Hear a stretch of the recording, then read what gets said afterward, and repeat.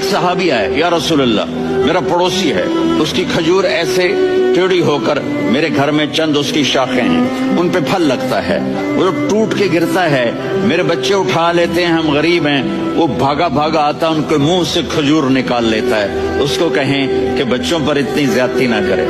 آپ نے اس کو بلایا، وہ منافق تھا، آپ نے اس سے فرمایا ایک سودا کرتے ہو؟ کہا جی کیا؟ کہا یہ کھجور مجھے دے دو اور اس کے بدلے جنت میں کھجور لے کے دوں گا۔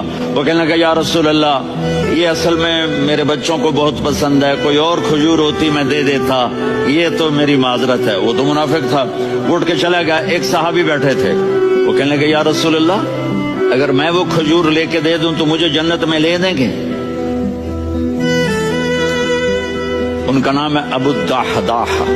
آپ نے کہا ہاں تو مجھے لے کے دے دے، میں تمہیں لے دوں گا۔ وہ اس کے پیچھے چلے گئے، اے بھائی کتنے میں بیچو گے؟ میں نے کہا جا جا، میں نے اللہ کے نبی کو نہیں دی، تمہیں کیسے دے دوں؟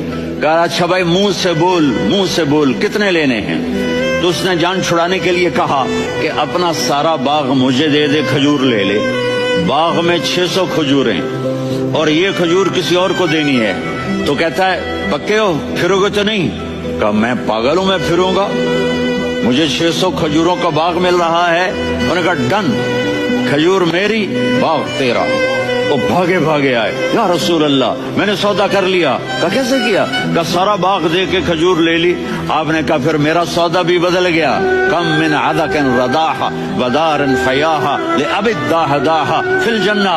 میرے ساتھی میں اپنی آنکھوں سے دیکھ رہا ہوں کہ اللہ نے تیرے لیے جنت میں ایک گھر نہیں محل بنا دیے سینکڑوں، اور ایک باغ نہیں ہزاروں باغ تیرے لیے تیار کر دیے۔ یہ ہے ایمان کی نشانی، یہ ہے محبت کی نشانی۔